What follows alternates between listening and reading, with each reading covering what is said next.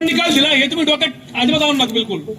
या सुप्रीम कोर्टामध्ये आपल्या आरक्षणाच्या संदर्भामध्ये कोणता भाडको गेला हे डोक्यात ठेवा. कारण संबंधच नाही ना काही. आपल्या 13% आरक्षणाला हात लावायचा काही संबंधच नाही.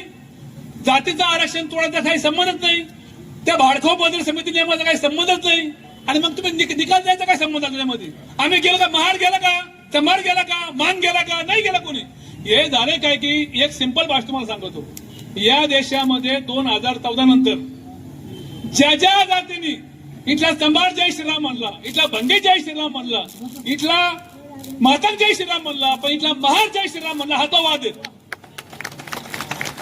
खरा जर वाद काय असेल तर फक्त हा वाद आहे. त्यांनी फार प्रयत्न केले, त्यांनी युद्ध केले, त्यांनी आपलं काही दिले असं महामंडळ म्हणा काय म्हणा राखीव केलं, पण तरी इथल्या महाराजा तोंडातून कधीही त्यांच्या मानेवर तलवार जरी आली तर ते जय श्रीराम म्हणू शकत नाही. हा वाद आहे. हा प्रेमाने आमचे बापदादी आम्ही एकमेकाला गावामध्ये रामराम म्हणतो, पण ते प्रेमाचा विषय झाला. पण त्यांच्या डोक्यात काय का इथं जय श्रीराम जो म्हणेन तोच आमचा आहे. आणि म्हणून तुम्ही पहा, इथला मुसलमान असत, इथला ख्रिश्चन असत, यांच्यावर जे आता हल्ले चालू यांच्या संघाची घटना घडतात तेच आता महारावर पण चालू आहे. पण आपले महार या निमित्ताने एकत्र व्हायला पाहिजे. माझ्या बंधूंनी विचार करा की आता तुम्ही एक विचार करा का जो मातान बांधव आज आपल्या उलट त्यांनी वेगळा करण्याचा प्रयत्न केलाय.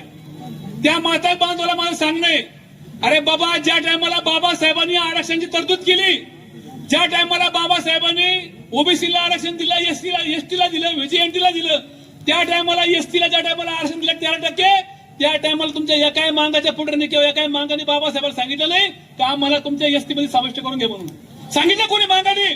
ना मांगाने सांगितलं, ना चबाराने सांगितलं, ना कोणी भांग्याने सांगितलं, ना कोणी खडकाने सांगितलं. तरी बाबासाहेबांचं एवढं मोठं मन होतं की सगळ्या या फिकर सोडा आवडीला बाबासाहेबांनी 13% मध्ये घेतलं. ज्यांना गावात यायची परवानगी नव्हती, ज्यांना पाणी प्यायची परवानगी नव्हती, ज्यांच्या सावलीचा इच्छा होता, अशा लोकांना बाबासाहेबांनी आपल्या बरोबरीमध्ये आणले. आणि बाबासाहेब तर महार होते. बाबासाहेबांनी ठरवलं असतं तर 10% आरक्षण त्या टायमाला फक्त महाराला दिलं असतं आणि 3% सगळ्यांना दिलं असतं. ही जाणीव इथे मागायला व्हायला पाहिजे.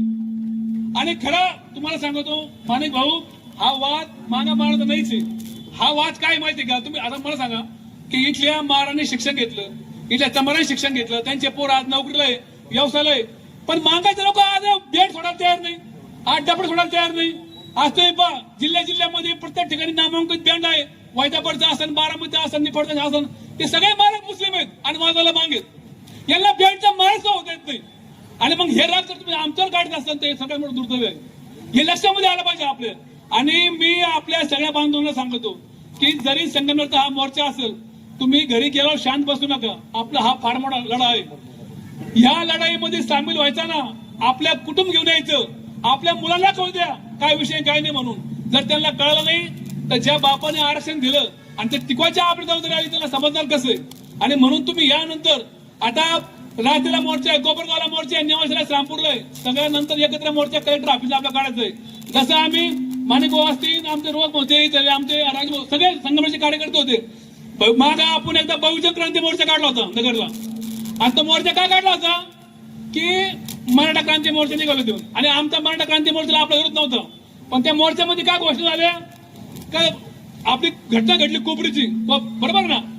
आणि त्या घटनेमध्ये एका मराठा भगिनीवर अत्याचार झाले, पण यांनी त्याला फाशी झाली पाहिजे ह्या गोष्टी ठीक होत्या, त्याच्यावर हातपाय तोडले पाहिजे ठीक आहे, पण यांची आठवडी बंद करा, यांची सवलती बंद करा. आणि म्हणून आपण मग बहुजन क्रांती मोर्चे काढून त्यांना उत्तर दिलं. जर आपण महाराष्ट्रामध्ये जर एकत्र आलो नाही आणि या बांडगोला आपण उत्तर दिलं नाही तर हे उद्या आपलं आरक्षण पण खातील. म्हणून सगळ्यांनी एकत्र तेवढं लक्षात ठेवा. आणि हा लढा फक्त संगमनेरपुरता नाहीये, हा लढा संपूर्ण महाराष्ट्रामध्ये आपल्या दिल्लीपर्यंत घेऊन जायचा आहे. आणि आपले सगळे नेते एकत्र या भूमिकेमध्ये. तुम्हाला असं वाटू नका कोणची वेगळी भूमिका आहे. प्रकाशजी आंबेडकर असतील, आठवले साहेब असतील, कावडे साहेब असतील, गवई साहेब असतील, रोम साहेब असतील, हांडूर साहेब असतील, सगळ्याची भूमिका एकच आहे. 27 आमदारांनी परदेशी पत्र दिलं मुख्यमंत्र्याला काम करत आहे म्हणून. काल पण वडेट्टीवार साहेबांनी आपली भूमिका मांडली, त्यांना बोलू दिलं नाही. मी पण विनंती करतो इथल्या सत्यजित तांबेला का त्यांनी पण आपल्या उपविभागाची भूमिका विधानसभेमध्ये मांडायला पाहिजे. 10 तारखेपर्यंत अधिवेशन आहे, 10 तारखेपर्यंत. आणि तुम्हाला आम्हाला पण कळू द्या का पिढ्या आम्ही तुम्हाला मतदान केलं, तुमच्या आमच्याविषयी मत काय हे कळलं पाहिजे. आणि आता सांगतो मी तर आरपीआयचा अध्यक्ष आहे, आठवले साहेबांची भूमिका तरी असतं ना बाजूची, मला आम्हाला काही घेणं त्या भूमिकेचं. आम्ही समाजाबरोबर असणार, आम्ही समाजाबरोबर असणार शेवटपर्यंत, आजपर्यंत शेवटपर्यंत. आणि आमचा तुम्हाला आता किती केलं तर आपलं एकत्र कुटुंब समाज म्हणून गट किती असल्या आपले गट किती असल्या बाप आपला फक्त बाबासाहेब आहे. आणि म्हणून बाबासाहेबांनी दिलेलं संविधान जर वाचायचं असेल तर आपल्याला सगळ्याला एकत्र यावं लागेल. आपले किरकोळ मतभेद असतील, आपले बांधाचे वाद असतील, आपले रस्त्याचे वाद असतील, आपले पुढचे एकमेकाचे पदाचे वाद असतील ते लांब ठेवा, पण हे संविधान आपलं वाचायचं लक्षात ठेवा. आपण जरी लावून धरला वाद आपला तर आपल्या कुत्रे हाल खाणार नाही. कारण वेळ जशी आली तुम्ही पहा देशामध्ये इतकी भयानक परिस्थिती तयार झाली का माणसाचं मोज राहिलं नाही. या लोकांनी प्रत्येक जातीमध्ये भांडण लावून दिले प्रत्येक, आणि आता आपल्या महाराष्ट्रामध्ये भांडण लावून दिलेत. पण जे सुशिक्षित माणसं आहेत ते आपल्या सोबत आहेत. त्यांना माहिती आहे काय चुकीत चाललंय काय चांगलं चाललंय. म्हणून काही झालं तर आपला झेंडा आपला संविधान अजिबात आपला सोडायचा नाही. आणि आपल्याला आणि आता परत राजू भाऊ आणखीन एक महत्वाचा प्रश्न आहे. संगमनेर तालुक्यामध्ये अनेक आपल्या काही जे जुने फादर लोक आहेत, जे कॅथलिक आहेत, त्यांच्यावर पत्र आले चर्चसाठी. पहा आहे बघ का. आता ठीक आहे ते कदाचित आपल्या मानता पण ते किती केलं आपले बांधव आहेत त्यांच्या बांधव तुम्ही त्यांना पण अतिशय प्रत्येक जिल्ह्यामध्ये असे पत्र आले का यांचं एक बेकायदेशीर आहे, यांच्या प्रश्न बेकायदेशीर आहे, यांना तोडलं पाहिजे केलं पाहिजे. परंतु हे फार मोठं षडयंत्र आहे. कदाचित आपला जमत नसेल हा भाग सोडून द्या, पण हे ज्या जातीवर अन्याय चालू आहे ह्या घटनेवर घालाय डायरेक्ट घटनेवरच बाबासाहेबाच्या संविधानावर घालायचं. कारण तर बाबासाहेबांचं संविधान या लोकांना यांची स्वप्नपूर्ती करू द्यायला तयार नाही अजिबात. आणि म्हणून यांना संविधान तोडायचंय.